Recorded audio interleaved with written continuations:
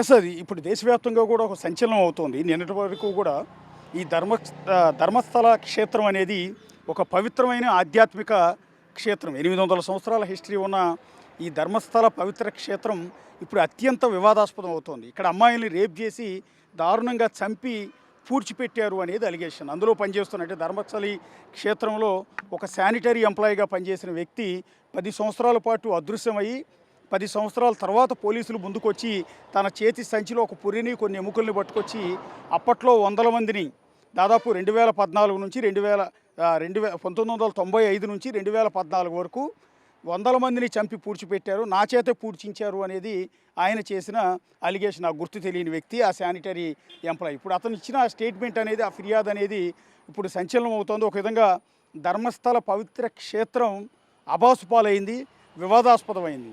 So ఇక్కడ రకరకాల ఊహాగానాలు ఉన్నాయి. 100 మందిని కాదు 400 మంది, 50 మందికి పైగా చంపారు అనేది ఇంకొక అలిగేషన్. సో ఈ అలిగేషన్స్ నేపథ్యంలోనే కర్ణాటక ప్రభుత్వం, ముఖ్యమంత్రి సిద్ధరామయ్య విచారణ కోసం 4 ఐపీఎస్ అధికారులతో ఒక సిట్ని నియమించారు. ఆ సిట్ కూడా గత 10 రోజులుగా పనిచేస్తోంది. ఎవరైతే ఈ 100 మందిని చంపి పూడ్చిపెట్టానని, తన చేత పూడ్చిపెట్టించారని ఆరోపించిన శానిటరీ ఎంప్లాయీ ఉన్నారో ఆ ఎంప్లాయీని ఇక్కడికి తీసుకొచ్చి ఎక్కడెక్కడ పూడ్చిపెట్టావో నీ అనుమానాలు ఏంటో చెప్పమని ఆ సిట్ బృందం, ఐపీఎస్ల బృందం అతన్ని అడిగిన నేపథ్యంలో ఆ వ్యక్తి దాదాపు ఒక 16 లొకేషన్స్ చూపించాడు. ఎంటైర్ ధర్మస్థలి పవిత్ర క్షేత్రం ఎక్కడైతే ఉందో దాని పక్కనే, దాన్ని ఆనుకుని ఉన్న 16 లొకేషన్స్ చూపించాడు. ఆ 16 లొకేషన్స్లో నేను చంపి పూడ్చిపెట్టాను అనేది. ఇదిగో మనకు ఎదురుగా కనిపిస్తుంది, ఇప్పుడు నేను చూపిస్తున్నాను, నేత్రావతి నది. సో నేత్రావతి నది విశిష్టత అందరికీ తెలిసిందే, దాని పవిత్రత అందరికీ తెలిసిందే. నేత్రావతి నది తీర ప్రాంతంలోనే, అంటే ఒడ్డు మీదే ఇప్పుడు మనం మాట్లాడుకుంటున్న ఈ ధర్మస్థల పవిత్ర క్షేత్రం అనేది ఏర్పడింది 800 సంవత్సరాల క్రితం. మంజునాథ క్షేత్రంగా దీన్ని పిలుస్తారు. శివుడికి అంకితం ఇచ్చిన దేవాలయం. దీనితో పాటు ఇటు హిందూ జైన మతాల సమ్మేళనం, అంటే ఇది జైనుల ఆధ్వర్యంలో, అంటే హెగ్డేల ఆధ్వర్యంలో ఈ ఆలయం నిర్వహించబడుతుంది. సో హిందూ పూజారులే పూజలు అయితే నిర్వహిస్తారు. కానీ ఇక్కడ జైన హిందూ సమ్మేళనం అనేది దేశంలో ఎక్కడా ఉండదు, ఏ దేవాలయంలో కూడా. హిందూ మతం వేరు, జైన మతం వేరు, కానీ రెండు కలయిక. అంటే ఒక హిందూ దేవాలయాన్ని జైనులు నిర్వహించడం అనేది బహుశా ఇక్కడ మాత్రమే జరుగుతూ ఉంటుంది. ఇక్కడ 36 అడుగుల బాహుబలి విగ్రహం కూడా ఉంటుంది, జైన తీర్థంకర ఆలయం ఉంటుంది, కుమారస్వామి ఆలయం ఉంటుంది, కన్యాకుమారి ఆలయం ఉంటుంది. అత్యంత పవిత్రమైన క్షేత్రం, దేశంలోనే అతి పవిత్రమైన పుణ్యక్షేత్రాల్లో ఇదొకటిగా భావిస్తారు. సో ఈ క్షేత్రం అంతా కూడా మనకు ఎదురుగా కనిపిస్తున్న నేత్రావతి నది. సో ఈ నేత్రావతి నది అంటే నిన్న మొన్నటి వరకు ఎంతో పవిత్రంగా భావించేవారు. అలాంటి నేత్రావతి కొన్ని వందల మంది జనాల రక్తంతో తడిసింది. కొన్ని వందల శవాలు ఈ నదిలోంచి కొట్టుకెళ్ళిపోయాయి. ఇంకొంతమందిని ఈ నది ఒడ్డుని పూడ్చిపెట్టారు అనేది ఇప్పుడు వస్తున్న ఒక అభియోగం, ఒక ఆరోపణ. ఈ ఆరోపణ నేపథ్యంలోనే ప్రస్తుతం ఈ నేత్రావతి నది ఒడ్డు మీదే ప్రస్తుతం ఐపీఎస్ల బృందం, అంటే ఒక సిట్ బృందం దర్యాప్తు చేస్తోంది. ఎవరైతే ఆరోపించిన శానిటరీ ఎంప్లాయీని తీసుకొచ్చి ప్రస్తుతం నది ఒడ్డున అతను చెప్పిన లొకేషన్స్లో దాదాపు 16 లొకేషన్స్ చెప్పాడు. 16 లొకేషన్స్ని మార్కింగ్ చేసి అక్కడ నంబర్లు ఏర్పాటు చేసి అక్కడ ప్రొక్లైనర్లు, మనుషులను తీసుకొచ్చి 10 అడుగుల లోతు వరకు తవ్వుతూ ఉన్నారు. మొదటి 5 లొకేషన్స్లో, ఆ వ్యక్తి చూపించిన 5 లొకేషన్స్లో ఎక్కడ శవాల ఆనవాళ్ళు దొరకలేదు. కానీ 6వ లొకేషన్లో మాత్రం ఒక మనిషి పుర్రే, ఎముకలు మాత్రం దొరికాయి. 5వ లొకేషన్లో ఒక వ్యక్తికి సంబంధించిన పాన్ కార్డు, డెబిట్ కార్డు దొరికాయి.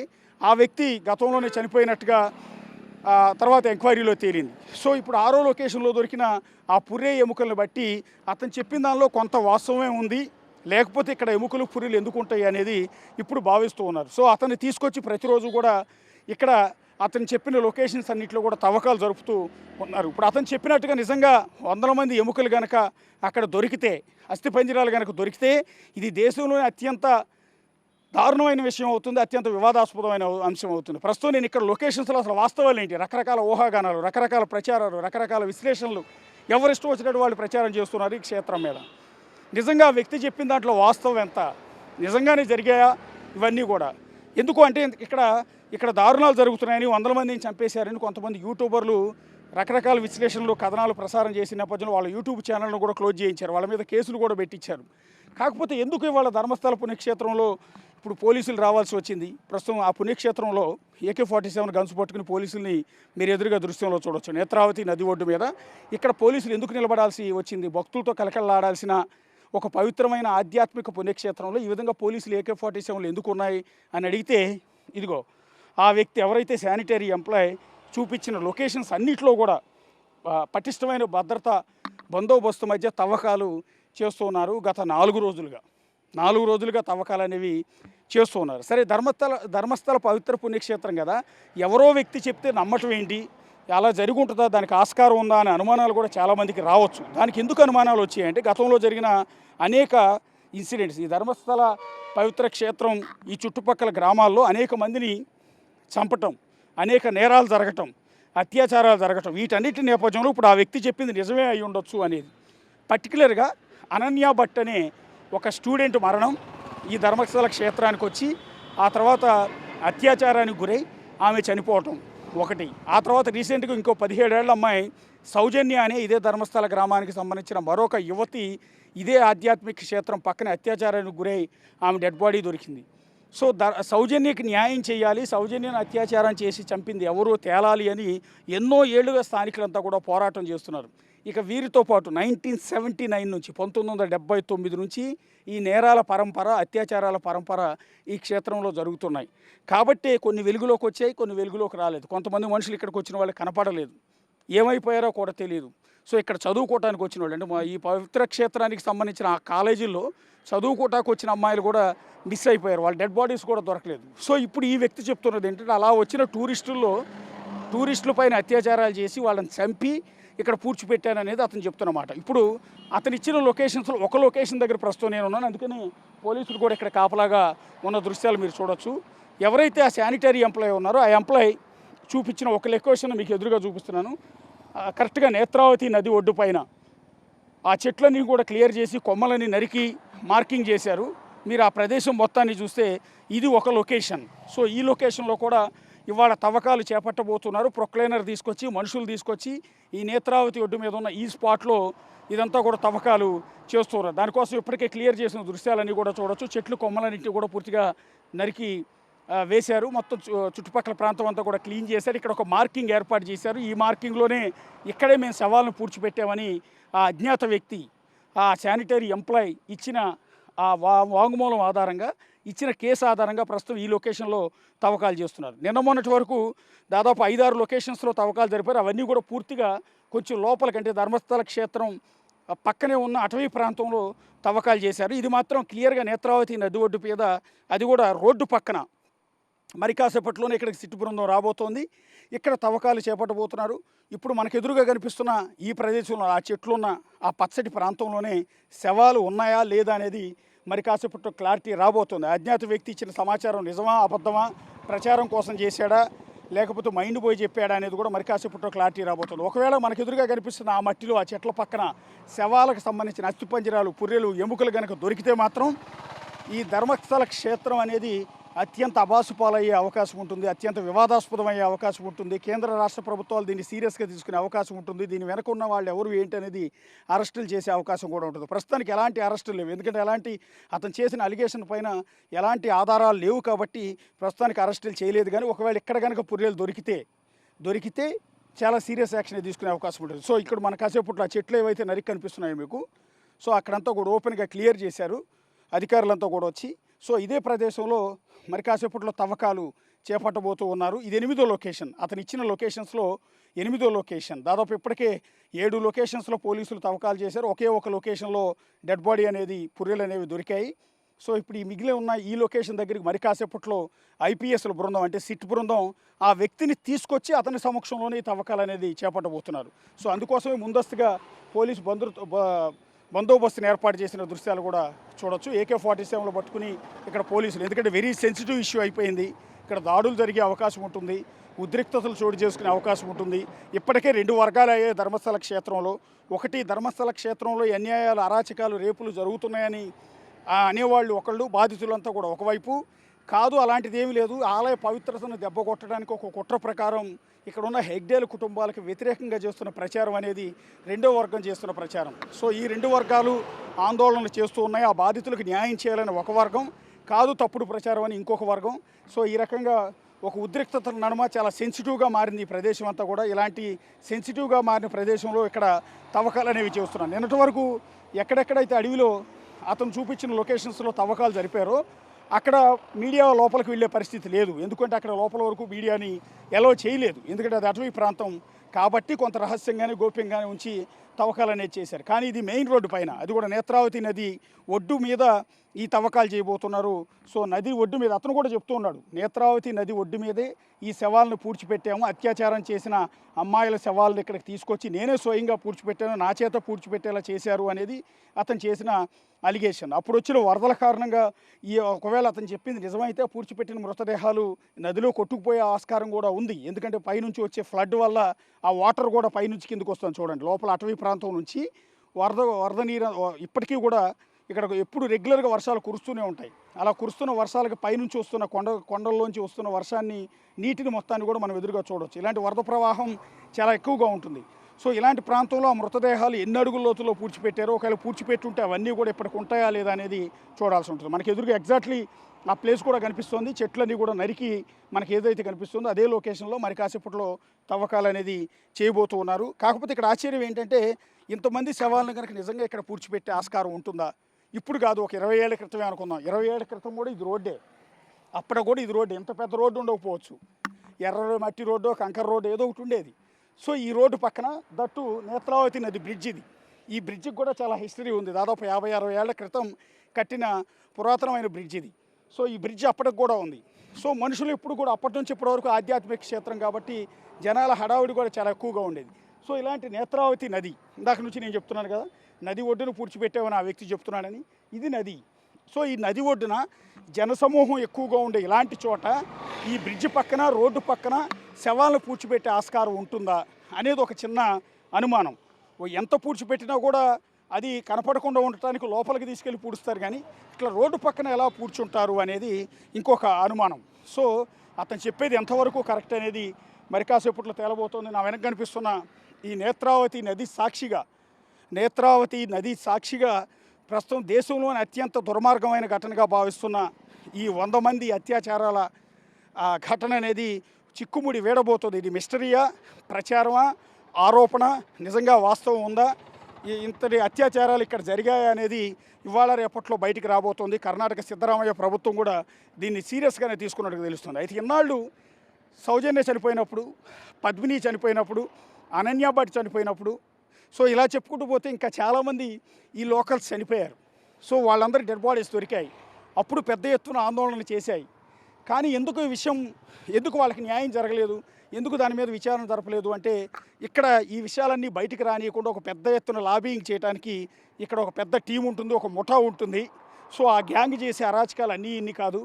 ఆ గ్యాంగ్ ఎలాంటి విషయాలైనా తొక్కిపెట్టేస్తుంది, ఎవరిని బయటికి రానియకుండా వాటన్నిటిని కూడా ఇక్కడ కంట్రోల్ చేస్తుంది, లాబింగ్ చేస్తుంది, బెదిరిస్తుంది అనేది ఇక్కడున్న ప్రచారం. దానివల్లే పొలిటికల్ లీడర్స్తో వీళ్ళకున్న సంబంధాలు, ఆ లాబింగ్తోనే ఈ కేసుల నుంచి ఇప్పటివరకు బయటపడ్డారు. కానీ ఇన్నాటికి ఇప్పుడు సొసైటీ నుంచి కొంత వ్యతిరేకత వచ్చింది. పర్టికులర్గా ధర్మస్థల గ్రామ ప్రజల నుంచి వ్యతిరేకత అనేది వచ్చింది. సో ఈ నేపథ్యంలోనే, ఈ ప్రెషర్ నేపథ్యంలో వీళ్ళు తప్పించుకునే ఆస్కారం లేకుండా పోతోంది అనేది ఇప్పుడు జరుగుతున్న ప్రచారం. సో ఇప్పటికైనా నిజాలు బయటకు వస్తాయా, చనిపోయిన అనన్య భట్కి, సౌజన్యకి, ఇంకెంతోమందికి న్యాయం జరుగుతుందా అనేది ఇప్పుడు చూడాల్సిన పరిస్థితి ఏర్పడుతుంది. ఇదిగో చూడండి, మొత్తం బస్సులన్నీ కూడా, కర్ణాటక బస్సుల హడావిడి అంతా కూడా మీకు ఎక్కువగా ఉంది. అత్యధికమైన ఫ్లో ఉన్న ప్రాంతం ఇది. ఈ ప్రాంతంలో ఈ నది ఒడ్డున ఈ రోడ్డు పక్కన శవాలను పూడ్చిపెట్టానని చెప్పడంలో కొంత ఆశ్చర్యం కనిపిస్తోంది. సో అదే క్రమంలో అదే నిజమై ఉంటే కనుక ఈ విషయంలో ఎన్నో రహస్యాలు బయటకు వచ్చే అవకాశం అయితే కనిపిస్తుంది. ఇప్పుడు మీకు ఎదురుగా నేత్రావతి నది మొత్తాన్ని చూపిస్తున్నాను. ఈ నది ఒడ్డున ఇంకెన్ని శవాలను పూడ్చిపెట్టారు, ఇంకెన్ని అరాచకాలు జరిగాయి అనేది కూడా చూడాల్సి ఉంటుంది. పైగా ఇందాక నుంచి నేను చెప్తున్నట్టుగా ఈ నదిలో ఎంతమంది రక్తం కలిసింది, ఇంకెన్ని శవాలు ఈ నదిలోంచి కొట్టుకుపోయాయి అనేది కూడా తేలాల్సి ఉంటుంది.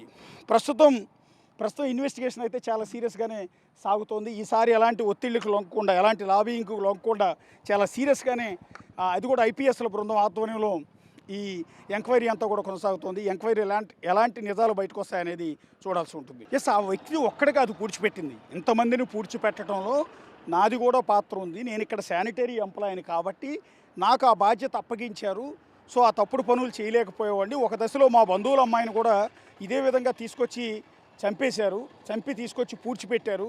సో ఆ బాధ చూడలేక నేను దాన్ని ఎదురు తిరిగి ప్రశ్నించిన సందర్భంలో ఈ ధర్మక్షల క్షేత్రానికి సంబంధించిన సిబ్బంది కొంతమంది తనను బెదిరించారు, చంపేస్తానన్నారు, నీ డెడ్ బాడీ కూడా నేత్రావతి నదిలోనే కలుపుతానని వాళ్ళు బెదిరించారు. సో ఇలాంటి పరిస్థితుల్లో నేను ఇక్కడ నుంచి పారిపోయి 10 ఏళ్ల పాటు నేను అజ్ఞాతంలో ఉన్నాను, ప్రాణాలు రక్షించుకోవడానికి, నా ఫ్యామిలీని కాపాడుకోవడానికి.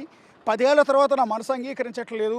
నేను ఇన్ని పాపాలు చేశాను, నా చేత ఇన్ని పాపాలు చేయించారు, ఇంతమందిని చంపి పూడ్చిపెట్టి నేత్రావతి నదిలో కొంతమందిని కలిపేశారు. సో ఈ పాపాల నుంచి ప్రతిరోజు నిద్ర కూడా పోలేకపోతున్నాను.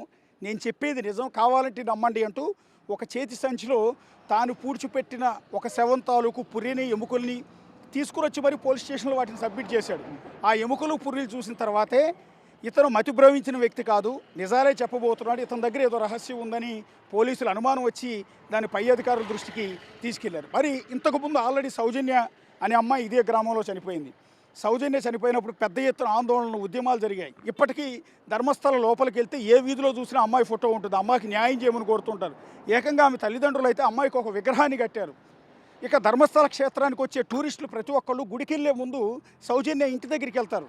ఆ విగ్రహాన్ని చూసి ఆ తల్లిని ఓదారుస్తారు, నీకు జరిగిన అన్యాయం ఇంకెవరికి జరగకూడదు, నీకు న్యాయం జరగాలి అని. సో ఒక పక్క ఆధ్యాత్మిక క్షేత్రం, అదే క్రమంలో మరొక పక్క అత్యంత వివాదాస్పదమైన అంశం. సో ఇక్కడ సౌజన్య ఇష్యూ, దేశంలో ఢిల్లీలో నిర్భయ ఘటన ఎంత దారుణం అయిందో ఇక్కడ ధర్మస్థల క్షేత్రంలో సౌజన్య అత్యాచారం, హత్య ఘటన కూడా అంతే స్థాయిలో అత్యంత వివాదాస్పదమైన అంశం. సో ఇప్పుడు సౌజన్య వ్యవహారంతో వెలుగులోకి వచ్చిన నేపథ్యంలో అనన్య భట్ తల్లి సుజాత భట్ ఆవిడ కూడా పోలీసులు ముందుకు వచ్చి నా బిడ్డను కూడా ఇక్కడే చంపేశారు, ఇక్కడే మంజునాథ కాలేజీలో, మెడికల్ కాలేజీలో అమ్మాయి చదువుకుంటూ ఒకరోజు ఆధ్యాత్మిక క్షేత్రానికి వచ్చింది. ఆ తర్వాత అమ్మాయి కనిపించలేదు, ఆ తర్వాత డెడ్ బాడీ దొరకలేదు. ఇంతవరకు కూడా కనీసం ఇప్పటికైనా ఆ శవాలను వెలికి తీస్తే, లోపల ఉన్న పుర్రెల్ని బయటికి తీస్తే, నా బిడ్డ పుర్రెలు నాకు ఇస్తే నేను సాంప్రదాయం ప్రకారం వాటిని ఖననం చేస్తాను అనేది ఆమె తల్లి కోరుతున్న ఒక విజ్ఞాపన. సో ఇదే క్రమంలో ఇక్కడ ఈ అరాచకాలు జరుగుతున్నాయి, అన్యాయాలు జరుగుతూ ఉన్నాయి, ఇక్కడ ఒక దుర్మార్గాలు జరుగుతూ ఉన్నాయి, ఇక్కడ చంపి జనానందరిని కూడా పూడ్చిపెట్టారు అంటూ కొన్ని పత్రికల్లో వార్తలు రాశారు. కొంతమంది జర్నలిస్టులు, యూట్యూబర్లు వీళ్ళందరూ కూడా వచ్చి దీన్ని ఎలివేట్ చేసే ప్రయత్నం చేశారు. జరిగిన దుర్మార్గం ఏంటంటే ఈ కథనాలు ప్రసారం చేసిన కొంతమంది జర్నలిస్టులను కూడా చంపేశారు. ఎవరు చంపారు అనేది ఆటోమేటిక్గా అర్థమైపోతుంది. అందువల్ల ఈ క్షేత్రానికి సంబంధించి ఇక్కడ ఉన్న 100 మందిని చంపిన ఘటనకు సంబంధించి ఎవరైనా వార్తలు ప్రసారం చేయాలన్నా కూడా గుండెల్లో వణుకు పుట్టే పరిస్థితి ఉంటుంది. జర్నలిస్టులను కూడా చంపేశారు.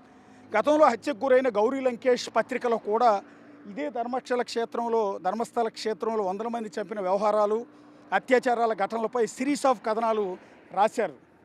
సో ఆ తర్వాత ఆవిడ గౌరీ లంకేష్ కూడా హత్యకు గురయ్యారు. ఒక యూట్యూబర్ కూడా హత్యకు గురయ్యాడు. రీసెంట్గా కూడా కొంతమంది యూట్యూబర్లు ఈ అంశాన్ని తెర మీదకి తీసుకొచ్చే ప్రయత్నాలు, టోటల్గా ఇన్వెస్టిగేషన్ చేసి ఇక్కడ దారుణాలు జరుగుతున్నది నిజం, ఈ అన్యాయాలు జరుగుతున్నది నిజం, కేంద్ర రాష్ట్ర ప్రభుత్వాలు కూడా వాళ్ళకి లొంగిపోయి ఉన్నారు. సో ఈ అరాచకాల నుంచి బయటపడాలి అంటే పలానా వాళ్ళని అరెస్ట్ చేయాలి, దుర్మార్గాలు వెలికి తీయాలని కథనాలు ప్రసారం చేస్తే వాళ్ళ యూట్యూబ్ ఛానల్ క్లోజ్ అయిపోయాయి, వాళ్ళ మీద కేసులు నమోదయ్యాయి, వాళ్ళకి బెదిరింపులు.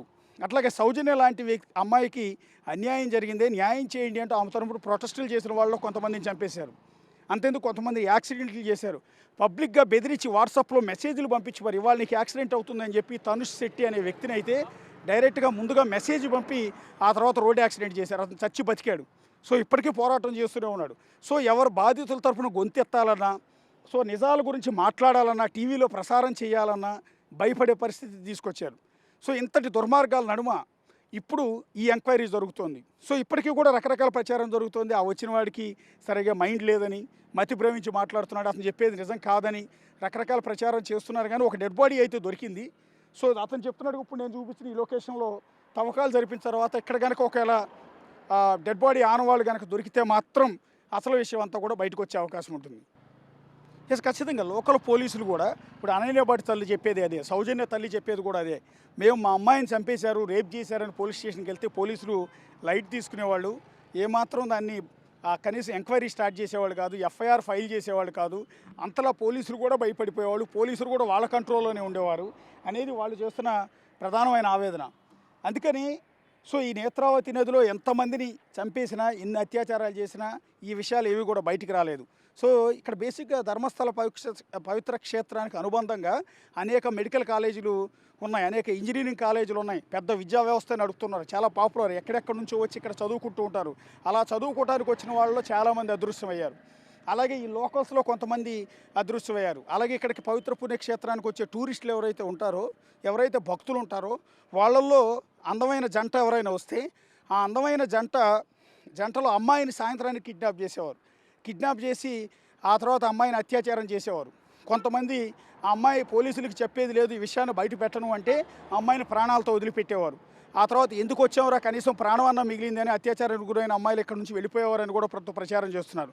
రెండోది, ఈ గ్రామస్తులు అంటే ధర్మస్థల క్షేత్రం చుట్టుపక్కల ఉన్న గ్రామాల్లో ఉన్న ప్రజలందరికీ కూడా ఇళ్లలో టాయిలెట్స్ ఉండవు.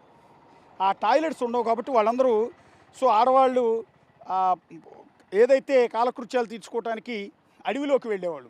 అలా అడవిలోకి వెళ్ళిన అమ్మాయిలు తర్వాత శవంగా కనిపించేవాళ్ళు.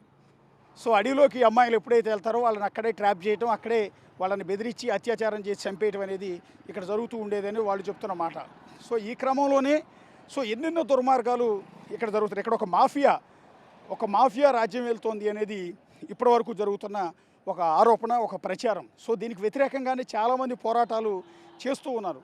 అలా పోరాటాలు చేస్తున్న వారిలో చాలామంది బెదిరింపులకు గురయ్యారు, హత్యలకు కూడా గురయ్యారు. ఎంటైర్ వ్యవహారం కనుక ఇప్పుడు కర్ణాటకలో ఉన్న ఈ సిద్ధరామయ్య గవర్నమెంట్ కనుక ఈ ఎంటైర్ విషయాన్ని విచారణ జరిపి బయట పెడితే అంతకన్నా సంచలనం ఇంకొకటి ఉండదు. సిద్ధరామయ్య కనుక దీని మీద సీరియస్గా దృష్టి పెట్టి ఎంక్వైరీ చేసి నిజాలు కనుక తేలిస్తే సిద్ధరామయ్యను ఒక దేవుడిగా కొలుస్తారు ఇక్కడ జనమంతా కూడా. అత్యంత వివాదాస్పదమైన అంశం, అత్యంత సున్నితమైన అంశం కూడా ఇది. ఈ సున్నితమైన అంశాన్ని తేల్చే పనిలో ప్రస్తుతం ఉన్నారు. ఇంకా విచిత్రం ఏంటంటే 4 ఐపీఎస్లతో ఈ బృందాన్ని ఏర్పాటు చేస్తే, సిట్ బృందాన్ని ఏర్పాటు, అందులో ఒక ఐపీఎస్ నాకు వ్యక్తిగత కారణాలతో నేను ఇక్కడ పనిచేయలేనని డ్రాప్ అయ్యాడని కూడా తెలుస్తుంది. ఏంటి, ఏ రకమైన ప్రెషర్స్ ఉంటాయి, ఏ రకమైన దారుణాలు ఉంటాయి ఇక్కడ అనేది ఒకసారి ఇక్కడ ఆలోచించుకోవాలి. ఇప్పుడు ప్రస్తుతం మేము మీడియా తరఫున ఇక్కడికి వచ్చాం. ఇక్కడ నిలబడి రిపోర్టింగ్ చేయాలన్నా కూడా భయపడాల్సిన పరిస్థితి వస్తుంది. ఇక్కడ పోలీసులు ఉన్నారు కాబట్టి ధైర్యంగా రిపోర్ట్ చేస్తున్నారు. ఎందుకు అంటే ఇప్పుడు మేము రిపోర్ట్ చేస్తున్నప్పుడే 4-5 బైకుల మీద వెళ్ళారు. మెడలో కొన్ని కండువాలు వేసుకుని వెళ్ళి మా చుట్టుపక్కల నుంచి మమ్మల్ని అబ్జర్వ్ చేసుకుని మేమేం చెప్తున్నాం అని గమనించి వాళ్ళందరూ ముందుకు మూవ్ అవుతూ ఉన్నారు. నిన్న మొన్న కొంతమంది కొన్ని ఛానల్స్ వాళ్ళు ఇక్కడ వార్తలు కవర్ చేయడానికి వచ్చినప్పుడు వాళ్ళను కూడా బెదిరింపులకు గురి చేశారు. కొంతమంది స్థానికులను వాళ్ళ మీదకు పంపించి మీరు వచ్చి మా క్షేత్రాన్ని బదనాం చేస్తున్నారని, మీ టీఆర్పీల కోసం ప్రచారం కోసం తప్పుడు వార్తలు ప్రసారం చేస్తున్నారని వాళ్ళను కూడా బెదిరించే పని చేశారు. అందుకని మేము ఇక్కడికి వస్తూ ఉంటే చాలామంది మాకు వార్నింగ్ ఇచ్చారు, జాగ్రత్త, జనాలతో కాకుండా సింగిల్గా ఉండి రిపోర్టింగ్ చేసే ప్రయత్నాలు చేయొద్దు, ఈ నేత్రావతి నదిలోని మీటర్ బాడీ కూడా తేలిపోయే అవకాశం ఉంటుంది, చాలా జాగ్రత్తగా ఉండండి భయపెట్టారు. ఇలాంటి భయాలనేవి మేము కూడా రిపోర్ట్ చేయాల్సి వస్తుంది. అంత ఈజీగా అయితే లేదు ఇక్కడంతా కూడా. ఎందుకంటే ఇక్కడ లోకల్ మీడియా ఇక్కడ వార్తలు కవర్ చేయదు. అందుకే మీడియా మీద వాళ్ళందరికీ కూడా నమ్మకం పోయింది. అందుకే బయట ప్రాంతాల నుంచి వచ్చే మీడియా అంటే నేషనల్ మీడియా మీదే వాళ్ళందరూ కూడా ఆశలు పెట్టుకుని ఉన్నారు. ఎందుకంటే లోకల్ మీడియా అంతా కూడా ఈ భయంతో ఎక్కడ వార్తలు కవర్ చేయటం లేదు. పర్టికులర్గా లోకల్ శాటిలైట్ ఛానల్స్ కంటే కూడా యూట్యూబ్ ఛానల్స్ వాళ్ళు చాలా ధైర్యంగా వచ్చి ఇక్కడ ఇన్వెస్టిగేషన్ చేసి ఇక్కడ నిజాలన్నింటినీ కూడా బయట పెట్టే ప్రయత్నాలు చేశారు. వాళ్ళను కూడా చంపేసిన పరిస్థితి కనిపించింది. ఈ నేపథ్యంలో ఒక భయం క్రియేట్ అయింది, ఒక వణుకు పుడుతోంది. దీని గురించి ఒక వార్త కవర్ చేయాలి అంటే ఒక వణుకు పుట్టే పరిస్థితి. అలాంటి పరిస్థితుల్లో లోకల్ మీడియా అంటే కన్నడ మీడియా ఎక్కడా కూడా దీన్ని ఫోకస్ చేసే పరిస్థితి కానీ ఈ వార్తలను ప్రసారం చేసే పరిస్థితి కానీ లేదు. అందుకని స్థానికుల్లో పర్టికులర్గా బాధితుల్లో నమ్మకం పోయింది, ఒక నిరాశ, ఒక నైరాశ్యం వాళ్ళందరిలో కూడా ఏర్పడి మాకెవరూ ఏమీ న్యాయం చేయరు. ఇప్పటిది కూడా కనీసం ఈ తవ్వకాలకు సంబంధించిన అంశం, ఈ అజ్ఞాత వ్యక్తి వచ్చి వందల మందిని పూడ్చిపెట్టామని చెప్పిన వ్యవహారం కూడా లోకల్ మీడియాలో పెద్దగా ఎలివేట్ కావటంలా. ఎందుకంటే కేవలం భయం. ఆ భయంతోనే ఇప్పుడు ప్రస్తుతం ఇక్కడ చూడండి, నేను ఒక్కడే ఉన్నాను. ఇంత సెన్సేషన్ ఇష్యూ, ఇక్కడ పోలీసులు ఉన్నారు, ఐపీఎస్ అధికారులు ఇక్కడికి వచ్చి మరి కాసేపట్లో తవ్వకాలు చేస్తున్నారు. ఎంత పెద్ద సెన్సేషన్ ఇష్యూ. ఒకవేళ డెడ్ బాడీస్ ఉంటే ఒక పెద్ద సంచలనం, డెడ్ బాడీస్ లేవు అతను చెప్పింది అబద్ధం అయి ఉంటే ఇంకో పెద్ద సెన్సేషన్ ఇష్యూ. ఏదైనా కూడా మీడియాకి ఒక పెద్ద సెన్సేషనల్ న్యూస్ అది. కానీ ఎవరు మీడియా లేదు, కేవలం ఎక్కడో హైదరాబాద్ నుంచి వచ్చిన తెలుగు మీడియాకి సంబంధించిన నేనొక్కడిని, పోలీసులు తప్ప, లోకల్ కర్ణాటక పోలీసులు తప్ప ఇంకెవరూ లేరు మీడియా. ఎందుకు అంటే భయం. ఇక్కడ జాగ్రత్తలు తీసుకోమని చెప్తూ ఉన్నారు. ఎవరైనా వాళ్ళ మనుషులు కిడ్నాప్ చేసి పట్టుకెళ్ళిపోతారని చెప్తూ ఉన్నారు. వాళ్ళకు వ్యతిరేకంగా వాళ్ళకి అగైనెస్ట్గా ఏమైనా కథనాలు ఉంటే ఎట్టి పరిస్థితుల్లో వాళ్ళు ఉపేక్షించేది ఉండదు, ఊరుకునేది ఉండదు. కాబట్టి మీ ప్రాణాలకు జాగ్రత్త, మీ ప్రాణాలకు గ్యారంటీ ఉండదని వాళ్ళందరూ వార్నింగ్లు ఇస్తున్నారు. ఇలాంటి పరిస్థితుల్లో ప్రస్తుతం మేము ఇక్కడ ఉన్నాం, అది కూడా పోలీసులు ఉన్నారు కాబట్టి ఇక్కడ కొంత ధైర్యంగా, ఎందుకంటే ఊళ్ళోకి రావాలంటే భయం వేసింది. ఇంకో క్రమంలో మీడియా వాళ్ళు ఎవరు కూడా ఒకవేళ వచ్చినా ఇక్కడ ఎవరు కూడా స్టే చేయొద్దు, రాత్రిపూట బస చేయొద్దు, ఉదయం కవర్ చేసి పోలీసులు ఉన్న చోట కవర్ చేసి మీరు వెళ్ళిపోండి. మీ చుట్టూ ఎవరెవరైతే బయట ప్రాంతాల నుంచి వచ్చిన మీడియా వాళ్ళు ఉన్నారో వాళ్ళందరి మీద కూడా కన్నేసి ఉంచుతారు. వాళ్ళ కోసం ప్రత్యేకంగా ఒక టీంని ఇస్తారు. టీంనిచ్చి వాళ్ళు ఏమేమి చెప్తున్నారు దాన్ని అవసరమైతే ట్రాన్స్లేట్ చేసుకుని మనకు వ్యతిరేకంగా కథనాలు చెప్తూ ఉంటే, ప్రసారం చేస్తూ ఉంటే వాళ్ళని ఇమీడియట్గా కిడ్నాప్ చేయడం, బెదిరించడం లాంటి చేయమని కూడా ఆదేశాలు ఇచ్చారని వార్నింగ్లు ఇస్తూ ఉన్నారు.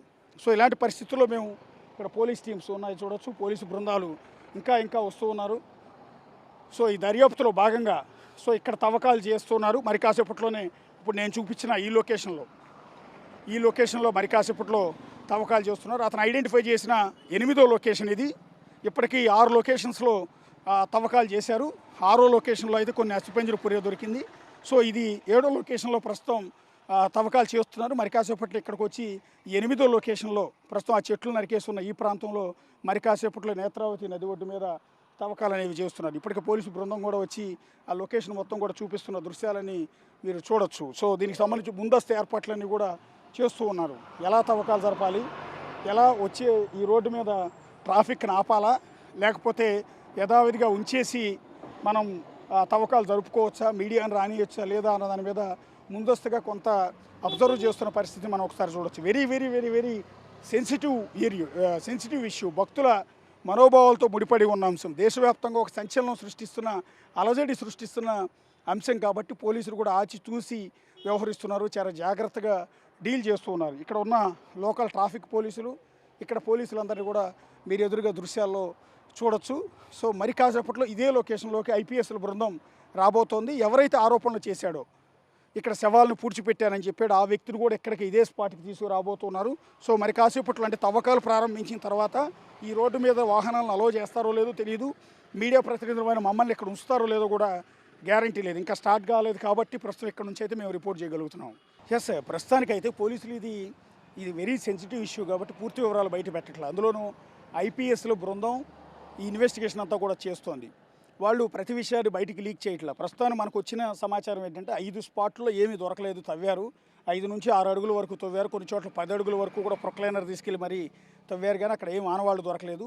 5వ లొకేషన్లో ఒక డెబిట్ కార్డు, ఒక పాన్ కార్డు దొరికింది. ఒక డెబిట్ కార్డు అయితే ఒక మహిళది, పాన్ కార్డు అయితే ఒక సురేష్ అనే వ్యక్తిది. ఆ వ్యక్తి కొన్నేళ్ల క్రితమే చనిపోయాడు. సో వీళ్ళిద్దరికి సంబంధించిన డెబిట్ కార్డు, పాన్ కార్డు అక్కడెందుకు పడి ఉన్నాయి అనేది దాని మీద విచారణ చేస్తున్నారు. ఇక 6వ లొకేషన్లో ఒక 3 అడుగుల లోతులో ఒక డెడ్ బాడీ దొరికింది, ఒక పుర్రే ఎముకలు దొరికాయి. అది కూడా అమ్మాయిది కాదు, పురుషుడిదని చెప్తూ ఉన్నారు. ఇతను చెప్తున్నది ఏంటంటే 100 మందికి పైగా అమ్మాయిలని, అందులో వయసులో ఉన్న అమ్మాయిలని రేప్ చేసి పూడ్చిపెట్టాము అనేది ఇతను చెప్తున్న అలిగేషన్. కానీ అక్కడ దొరికింది ఒక మగ వ్యక్తి పుర్రే ఎముకలు. సో అది 6వ లొకేషన్లో దొరికి వాటిని ఇమీడియట్గా హాస్పిటల్ కంటే ఫోరెన్సిక్ టీం దగ్గరికి వాటిని పంపించడం అనేది జరిగింది. వాటన్నిటి ఆనవాళ్ళు లెక్కేస్తున్నారు. ఆ వ్యక్తి ఎక్కడ వ్యక్తి, అతనికి సంబంధించిన ఏమైనా సమాచారం తెలుస్తుందా, డిఎన్ఏలో ఏమన్నా ఇంతకుముందు మిస్ అయిన వాళ్ళ బంధువులు ఇచ్చిన కేసులను బేస్ చేసుకుని ఏమైనా మ్యాచ్ అయితే కనుక పలానా వ్యక్తి అని ప్రూవ్ చేసుకునే అవకాశం అయితే ఉంటుంది. ఇక మిగిలిన లొకేషన్లు 7, 8, 9, 10, 11, 12, 13, 14, 15, 16 ఈ లొకేషన్స్లో ఏం దొరకపోతున్నాయి అనేది ఇప్పుడు very very interesting, very very sensation. So ఇప్పుడు మనం ఉన్న లొకేషన్లో కూడా మరి కాసేపట్లోనే టీం రాబోతోంది. వచ్చిన తర్వాత ఇది కరెక్ట్గా ఇందాక నుంచి నేను చెప్తున్నాను కదా, నేత్రావతి నది ఒడ్డు మీద ఉన్న లొకేషన్ ఇది. అదిగో లొకేషన్ మొత్తాన్ని మీరు ఇక్కడ నుంచి చూడండి. కరెక్ట్గా నేత్రావతి నది, అదిగో నది ఒడ్డు మీదే మీకు ఇక్కడ చెట్లు, ఆ చెట్లు పక్కనే మనకి లొకేషన్ చూపించాడు అతను. సో పక్కనే బ్రిడ్జ్ ఉంది. సో దీని పక్కన మరి కాసేపట్లో, ఎందుకంటే అతను పదే అంటున్నది ఏంటంటే ఇంతమందిని చంపి నేత్రావతి నది ఒడ్డు మీదే పూడ్చిపెట్టాము మేము, కొంతమందిని కాల్చివేసాము, కొంతమందిని పూడ్చిపెట్టాము అనేది అతను చెప్తున్నమాట. సో ఈ లొకేషన్లో అతను చెప్పింది నిజమేనా కాదా అనేది ఇవాళ క్లారిటీ రాబోతుంది. ఒక మిస్టరీ వీడబోతోంది. ఇప్పటివరకు 5 లొకేషన్స్లో ఏమీ దొరకలేదు కాబట్టి 6వ లొకేషన్లో పుర్రె దొరకటం, ఇవాళ తవ్వబోయే ఈ లొకేషన్స్లో ఇంకేం దొరుకుతాయనేది వెరీ ఇంట్రెస్టింగ్గా ఉంది. దీని మిస్టరీ కూడా వీడిపోబోతోంది ఇవాళతో. అతను చెప్పింది నిజమా అబద్ధమా, ధర్మస్థల క్షేత్రంపై వస్తున్న ఆరోపణలు నిజమా అబద్ధమా, ఇవన్నీ కూడా క్లారిటీ రాబోతున్నాయి. సరే, ఇక్కడంటే వీళ్ళని పూడ్చిపెట్టలేదు, దొరకలేదు అనుకుందాం. మరి సౌజన్యని ఎవరు చంపారు, ఎవరు అత్యాచారం చేశారు, పద్మినిని ఎవరు చంపారు, ఎవరు అత్యాచారం చేశారు? పద్మిని అనే టీచర్ ఆవిడికి ప్రమోషన్ రాలేదని ప్రశ్నించినందుకు ఆమెని దారుణంగా హింసించి 56 రోజుల పాటు ఆ తర్వాత ఆమెని అత్యాచారం చేసి చంపి ఈ పక్కనే చెట్ల మధ్యలో ఆమె డెడ్ బాడీ పడేశారు 1986లో, ఇప్పుడు కాదు 86లో. సో ఆ తండ్రి అప్పటి నుంచి న్యాయం కోసం పోరాడుతూనే ఉన్నాడు. ఈ క్షేత్రం మీద ఆరోపణలు చేస్తున్నాడు, క్షేత్రాన్ని నిర్వహిస్తున్న వ్యక్తుల మీద ఆరోపణలు చేస్తున్న అతనికి న్యాయం దక్కల. చివరికి తన కూతుర్ని కాల్చివేయకుండా, అంటే ఏదైతే మనం అంత్యక్రియలు చేసేటప్పుడు దహనం చేయకుండా ఆమె డెడ్ బాడీని ఈరోజు కూడా అక్కడ పూడ్చిపెట్టాడు. వాళ్ళ సాంప్రదాయాలకు విరుద్ధంగా అమ్మాయి డెడ్ బాడీని పూడ్చిపెట్టాడు. అక్కడ ఒక సమాధి కట్టాడు. ఎందుకు కట్టాడు అంటే ఏదో ఒక రోజు న్యాయం జరగబోతుందా, ఏదో ఒక రోజు ప్రభుత్వాలు విచారణకు ఆదేశించకపోతాయా, ఆ రోజు నా కూతురు డెడ్ బాడీని పైకి తీసి, అంటే అస్థిపంజరాలు వాటిని బయటికి తీసి ఎంక్వైరీ చేయకపోతారా అని ఆనవాళ్ళు ఉంచాలన్న ఉద్దేశంతో తన కూతురు మృతదేహాన్ని దహనం చేయకుండా పూడ్చిపెట్టారు. ఆ సమాధి కూడా ఇదే ఊళ్ళో ఉంది.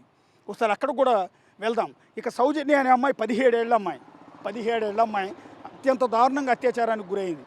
సో ఆ అమ్మాయి డెడ్ బాడీ కూడా ఇదే అడవిలో ఇదే చెట్ల మధ్యలో దొరికింది, నేత్రావతి నది ఒడ్డు మీదే. సో ఆమెని ఆ తర్వాత ఆ తల్లి తండ్రి ఏడుస్తూనే ఉన్నారు. ఆమెను తరపున భారతదేశంలోని అనేక పౌర హక్కుల సంఘాలు పోరాటం చేస్తూనే ఉన్నాయి. కానీ ఇంతవరకు సౌజన్యకి న్యాయం దక్కల. కానీ ప్రతి ఒక్కళ్ళు వచ్చి ఆ తల్లిని పరామర్శిస్తుంటారు. ఏకంగా ఆ తల్లి ఆ సౌజన్యకు ఒక విగ్రహాన్ని ఏర్పాటు చేసింది. అదే గుడి కింద భావించి ప్రతిరోజు తన కూతురిని వెళ్ళి ఆ విగ్రహంలో చూసుకుంటోంది. సో ఆ విగ్రహం దగ్గర కూడా మరి కాసేపట్లో వెళ్తాం. ఇంతటి మరి ఇప్పుడు వాళ్ళంటే అక్కడ పూడ్చిపెట్టిన వాళ్ళు ఎవరో గుర్తు తెలియని వ్యక్తులు అనుకుందాం. మరి ఆల్రెడీ ఇక్కడ బయటికి ఆల్రెడీ చనిపోయి డెడ్ బాడీస్ కూడా దొరికిన వాళ్ళ విషయం ఎవరు తేల్చాలి, ఎవరు న్యాయం చేయాలి, ఎవరు వీళ్ళని చంపింది? సో వీటన్నిటి మీద కూడా క్లారిటీ రాబోతుంది. ఇవాళ ఈ స్పాట్లో కనుక డెడ్ బాడీస్ దొరికితే ఆ సివియారిటీ అనేది చాలా ఎక్కువగా ఉండే అవకాశం ఉంటుంది, మిస్టరీ వీడిపోయే అవకాశం ఉంటుంది.